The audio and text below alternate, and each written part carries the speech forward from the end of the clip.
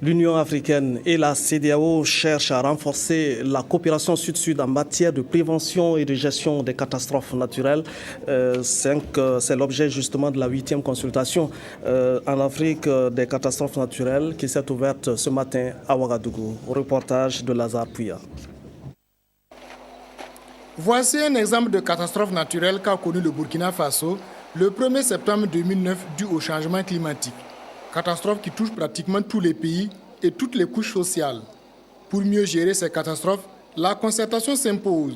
Et ces deux cadres de concertation, l'une sur la 8e consultation régionale annuelle des catastrophes en Afrique de l'Ouest et l'autre sur la réunion des responsables de la gestion des catastrophes de l'Union africaine, auront à réfléchir sur les manières de renforcer la préparation et la réponse aux crises humanitaires causées par les catastrophes.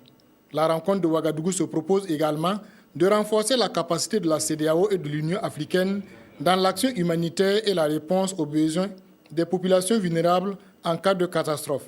Pour le directeur des affaires humanitaires et sociales de la CEDEAO, Dr Daniel Eklou, cette consultation annuelle est d'une grande importance en ce sens qu'elle constitue un cadre de partage d'informations et de bonnes pratiques, de propositions et de coordination en vue de la mise en œuvre de la politique humanitaire de son institution.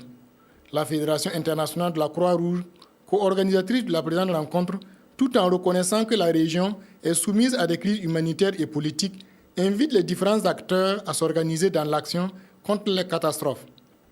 Les sécheresses et les inondations provoquent de façon cyclique d'importants dégâts matériels et humains. C'est pourquoi le système des Nations Unies salue la tenue de cet atelier qui permettra de réfléchir de manière approfondie sur une gestion commune de ces catastrophes.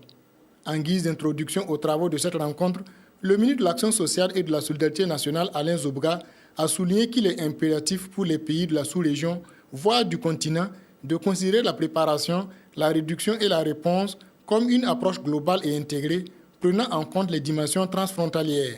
Les conclusions de cette rencontre de 4 jours seront présentées au sommet humanitaire mondial prévu pour se tenir à Abidjan en Côte d'Ivoire le 19 juin prochain.